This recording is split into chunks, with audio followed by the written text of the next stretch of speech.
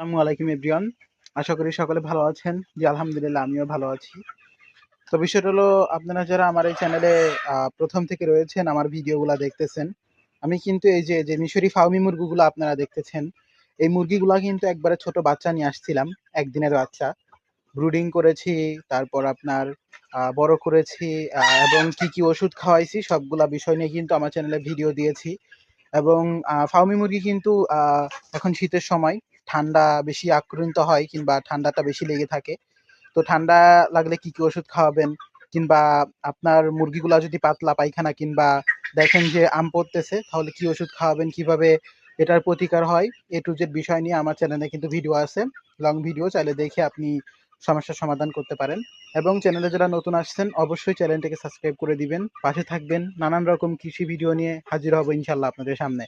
তো সকলে ভালো থাকেন, সুস্থ থাকেন। দেখা হবে নেক্সট ভিডিওতে।